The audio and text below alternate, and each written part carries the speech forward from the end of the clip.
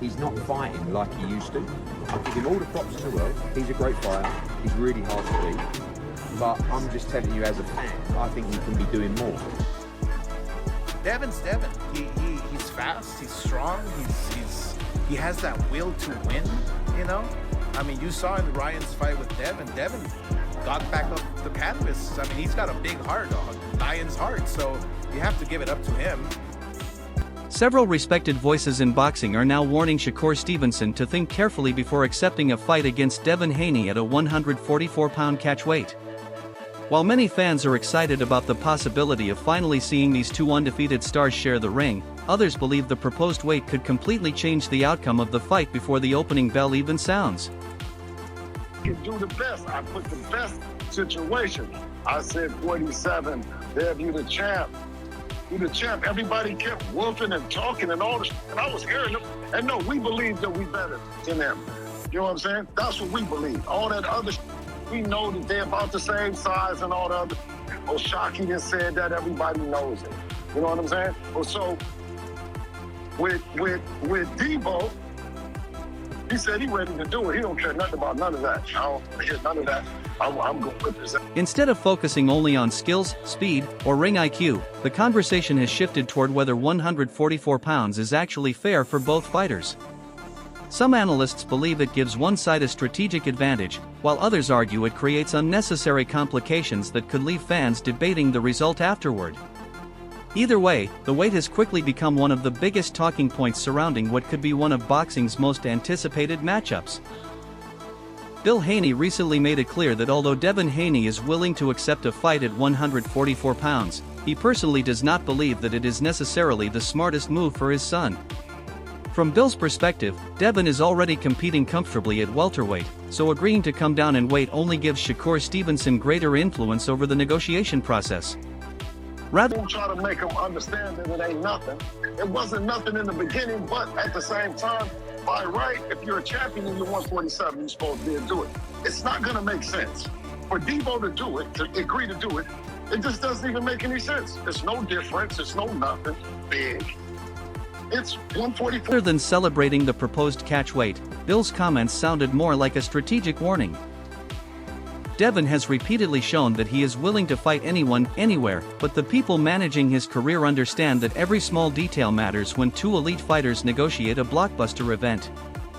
Bill suggested that while Devin is prepared to prove himself under any conditions, accepting 144 could place unnecessary disadvantages on his side before the fight even begins. Devin Haney's comments also created an interesting twist because they almost sounded like a challenge directed back toward Shakur Stevenson. His message was simple: be careful what you ask for. Bill argues he's the champion. We worked at 147. It should be there. That's fair. This other shit is bull. But whatever. He voted, said he gonna do it. It's not something that I would. No, I would say it's wrong and it's unfair. I could tell the businessman and Bill is like, nah, Dev, don't do that. And Devin's like, that, give me that. No, he said, that's what I'm saying. And I've always respected, just like when he went to Australia, when they told him that I couldn't go out there, and I seen him become 100% the man that I respect now, because he said, Dad, I'm about to go get these straps, I'm gonna bring them back home. No different, I respect as a man, that's who he is, right? And I'm saying this, but if I was putting the deal on the table and I was telling him and advising him to do this, what kind of manager would I be? That's why Jay said, Bill, you smart. That's why Jay said that. He said, man, I know Bill's smart. That's why I'm not taking credit for that. That Devin is already a champion competing at a higher weight, so if Shakur insists on 144 pounds and Devin still agrees without hesitation, the pressure immediately shifts onto Stevenson. Initially, requesting a catchweight may appear to benefit Shakur, but once Devin publicly accepts those terms, the conversation changes completely. Fans begin asking why additional conditions are still necessary if Haney has already agreed to meet him halfway. According to Bill, Devin has never been afraid of the fight itself. He's gonna get whooped. Let us see it then. Let us see it. Oh, Shakur got skills. He got self-belief. He's similar in size. He could have went up to 135 pounds. He could have went up to 140. Yeah, yesterday. He's a 14-year vet. Yes. He can do that. He's just champion in one weight class. Move up. But that's the fight that we really want to see you fight, Shakur. Oh, we would love to see you fight Haney. Oh, yeah, we would love to see you fight Haney, but we would love to see you, or I would love to see you fight Haney at 147 pounds. That's it. 147 pounds. Might take you 1 year. Summertime or late 2027, the Haney fight can be made. Fans are looking at your weight, Shakur. They looking at your weight. They looking at you and you're saying, man, well, you big, Shakur. You 100, look like you 165 pounds, man. What's the problem? The problem is you're not gonna be sharp at 147 pounds. Not right now. We know you sharp at 140, but 147, that's a tough tackle. But yeah, ducking fights. That's the whole Shakur thing that I'm talking about with Canelo Alvarez. Ducking fights. You know, there's a lot of guys ducking. Hitchens, another guy, ran away from Duarte. Yeah. Perfect opportunity for him. Pulled out the fight because he didn't believe that he can beat Duarte, and then, you know, he had the Zuffa deal. Tim Bradley also added his perspective by repeating his long-held belief that Shakur Stevenson has everything needed to eventually become a successful welterweight. Bradley explained that Stevenson possesses the physical frame, discipline, and boxing intelligence to make the move if he approaches it correctly. According to Bradley, Shakur would likely need around 1 year to properly build his body before consistently competing against naturally bigger opponents. Those comments immediately became part of the Haney discussion because Shakur has continued saying that 147 pounds is not yet the right division for him. Bradley, "It's only fair that we meet the 144. We're two champions in two different weight classes." He cited Floyd and Canelo, their catchweight of 150 pounds, the 2013 fight. He said, "Haney, you fought at 144 just 2 fights ago against Jose Ramirez." That was some really good points. Yep. Haney retweets it, go back and forth. Shakur says, "So if I go for 140, no, I think Haney said it. Yeah, Haney said 144, we have a fight." Shakur says yes. I think that was the biggest obstacle. Is that for the welterweight title? Would that be for Devin's welterweight title? Yeah. however, does not believe the jump should be viewed as impossible. Instead, he sees it as a challenge that requires patience, strength development, and proper preparation. In Bradley's opinion, if Shakur truly wants to compete against boxing's biggest names, eventually moving into welterweight is simply part of his career progression. Bradley also addressed the criticism surrounding Shakur's weight concerns by explaining why so many fans continue questioning his stance. He acknowledged that people often look at Stevenson and believe he appears physically large enough to compete at higher weights. However, Bradley reminded everyone that appearance alone does not determine how effective a fighter will be inside the ring. According to him, fighting successfully at 147 pounds requires much more than simply adding body weight. Speed, that, and I'm gonna get there when I get there. Man, that's a big fight for the sport of boxing. It's a whole lot of money on the table. And you know, I had Bill on the show, I think in January. Bill said, "You on the list?" I said, "Bill, what list?" He said, "The list. You ain't know he was on the list?" I didn't know he had a list. At least I knew he had a list, but I didn't know your name was on the list. Then he went from saying you was on the list to, you know, saying you was easy work. Yeah. Shakur is easy work for Devin. Yeah, that was crazy. Are you easy work for anybody? Hell no. Hell no. Honestly, I was listening to it and I watched it. I seen the things he was saying, like, oh, we gonna walk him down and all of these things. So, I mean, all of it sounds good, but like deep down inside, Bill know. Like he know. He know who I am. Y'all got history. He know. I was probably one of Bill's favorite fighters coming up. Like, he can say whatever he want. Cameras out right now, they can go somewhere. timing, stamina, reflexes, and overall sharpness must all remain intact. Bradley admitted that Shakur currently looks excellent around the junior welterweight range, but believes jumping straight to full welterweight too quickly could affect the qualities that make him special. At the same time, He criticized the growing trend of fighters avoiding difficult challenges, arguing that elite competitors should eventually embrace the biggest fights instead of allowing negotiations to drag on indefinitely. Former world champion Chris Algieri also reacted after seeing Devin Haney and Shakur Stevenson publicly discussing the same 144-pound catch weight. From his perspective, that alone represented significant progress after weeks of constant arguments over weight limits, rehydration clauses, and questions about who should move into whose division. Algieri believes 144 pounds creates a reasonable compromise because it sits between Shakur's current comfort zone and the division where Devin has recently been competing. Stevenson would still be moving up, while Haney would need to come down slightly, meaning both fighters would make sacrifices to finalize the matchup. Of course, for what he do for his son. I don't mind sitting at a real table, me and you, Devin, Jay, and we could sit there and negotiate and find what's right for the fight to happen. Let's do it. We all businessmen. We all could handle our own at the business table. So that's how I look at it. Like, I see Devin Haney as a hell of a fighter. I see Bill as a hell of a businessman. But if y'all really about y'all business and that's what y'all want, let's make it happen. Jay and Bill, they was on $1 million worth of game. Jay, they called Jay on the phone, and it wasn't a negotiation, but they started talking about the weight. And that's what I think Jay had mentioned, 144. Bill was like, Dev is the best fighter at 147. In other words, we're not interested in going down. What is stopping for y'all to get into a real negotiation? I don't know what's stopping it. I mean, if they serious and it's that, they shouldn't even have to go. We don't got to go through $1 million. No disrespect to them. Yeah. But we that don't even just got happened. to That go wasn't a real through. We got each other's number. Well, I don't have Devin, but Bill and Jay got each other's number. We could set this up and it could be that. But once again, this is how I look at it. If they not saying right now, let's fight, then I'm gonna grow.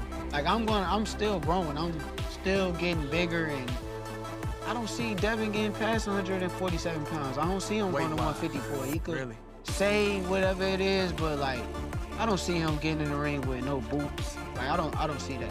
The discussion gained even more momentum after both fighters exchanged messages on social media suggesting they would be willing to meet at 144 pounds. Fans immediately noticed how different the conversation had become compared to only a few weeks earlier. For months, supporters argued endlessly about who was avoiding the fight, who wanted unfair conditions, and which division made the most sense. Then Devin publicly questioned whether accepting 144 would finally make the fight happen, and Shakur answered positively. That brief exchange instantly reignited excitement because it suggested both men were finally discussing the same number instead of arguing over different weight classes. While social media comments do not replace signed contracts, they gave fans fresh hope that serious negotiations could soon follow behind the scenes.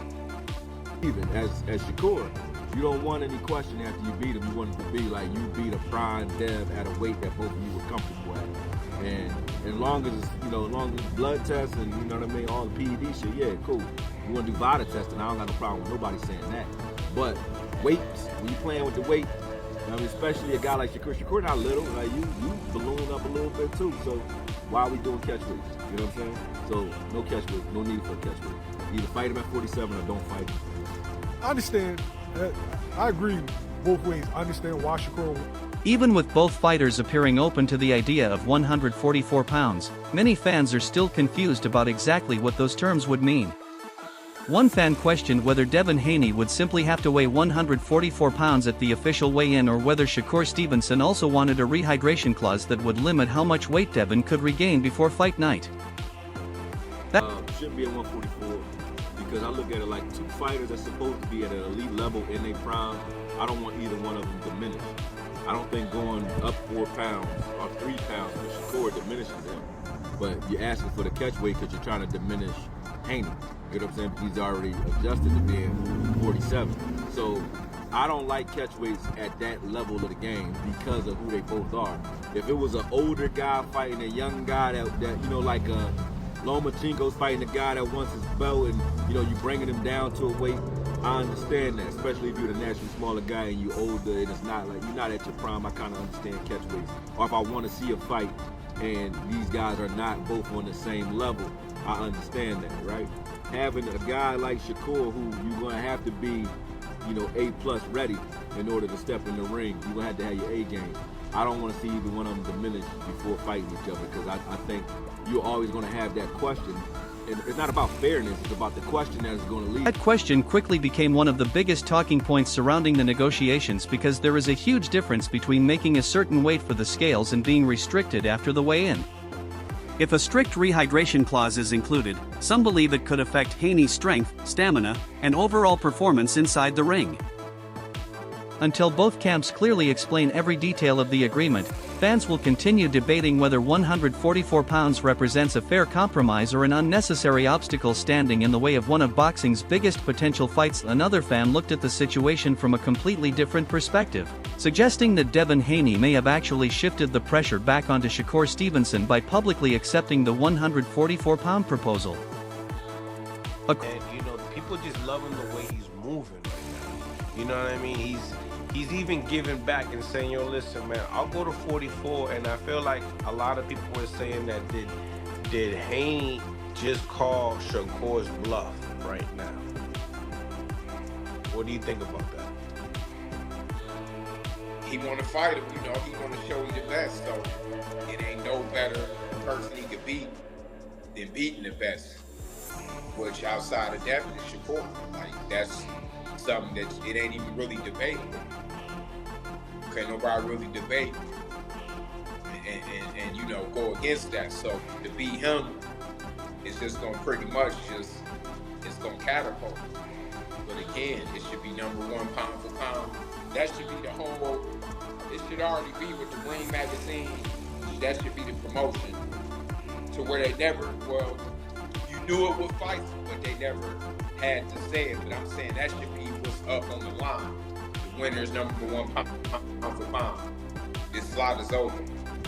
No, I like it. This slot is, and I'm sure Usyk could probably agree. To me, #1 now was, you know, the longevity and resume. I'm sure he agreed to that. You know, plays out like how the sparring did? Nah, I don't think so. It's gonna be competitive. Like, you know, they both the top dogs, so I think it's gonna be different. They men now, it ain't amateur, it ain't headgear. The gloves smaller, and there's way more at stake.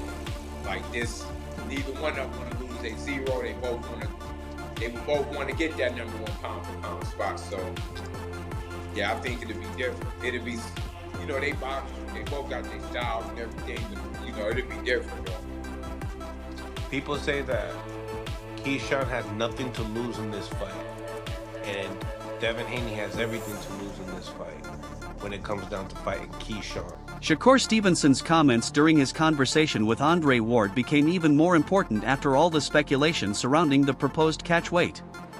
Rather than continuing to exchange messages online, Shakur explained that he has absolutely no problem sitting down with Team Haney if everyone is serious about making the fight happen. After weeks filled with accusations, debates over weight, and non-stop social media drama, Stevenson emphasized that real negotiations should take place behind closed doors instead of through public arguments. His comments suggested that he wants to move beyond internet exchanges and focus on reaching an agreement that satisfies both camps. That statement immediately changed the tone of the conversation because it presented Shakur as someone interested in business rather than unnecessary drama. Who you favor, G? Who I favor? Listen, I ain't gonna lie. I love that fight. And I'm slightly Devin Haney from the sparring, from watching the sparring, because it's things I've seen that was giving Shakur a little trouble, but at the same time, I can't do that. I gotta go 50-50, bro. I can't do that. I can't just pick. It's too tough to pick. I respect both of them on a different level, man. Stevenson also took time to praise Bill Haney for the way he manages Devin Haney's career, acknowledging that Bill has always done everything possible to secure the best opportunities for his son. At the same time, Shakur made it clear that respect alone would not finalize a fight of this magnitude.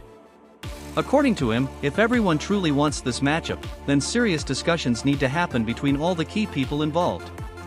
Giving Shakur some trouble. But that Shakur was there, but it was like, you little motherfucker, I catch you. You know what I'm saying?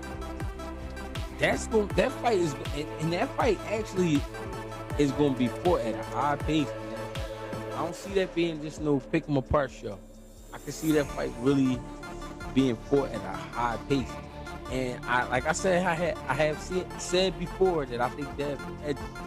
But I'm gonna also be fair, man. I respect both of them too much to really pick. Shakur is moving up. I mean, if Shakur do go up 44 to fighting, a lot of respect for Shakur. Shakur just fought at 40 for the first time versus Teofimo Lopez.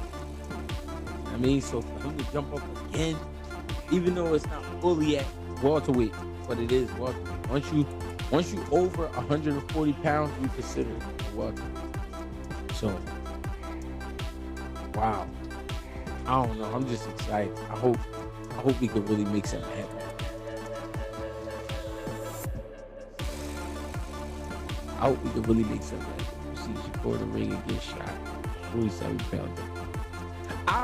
I believe that too. I do believe that, but you gotta always leave room for the fact that Shakur did turn pro at 126 pounds. You know what I mean? He did fight at 30, 35. He moved up. Dev, started his career at 100.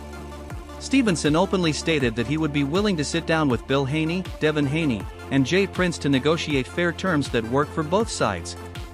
That willingness immediately stood out because it contradicted claims that he was avoiding the fight.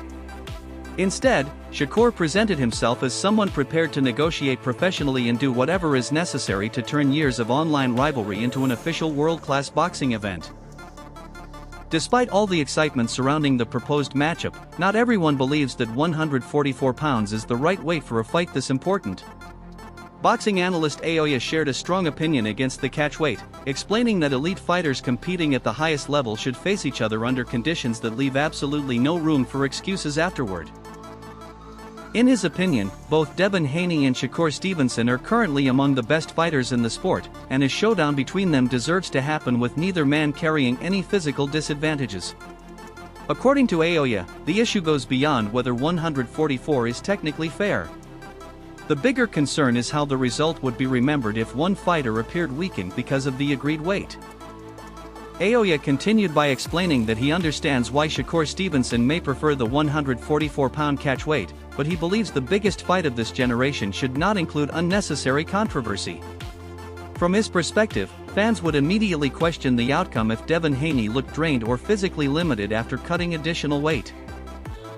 Likewise, if Shakur won under those conditions, critics could spend years attaching an asterisk to the victory rather than giving him full credit. That is exactly why Aoya believes the cleaner solution would be to let both fighters compete closer to their natural weights. In his opinion, a fight of this magnitude should showcase each boxer at his absolute best, allowing the better man to win without endless debates about whether the agreed weight influenced the result.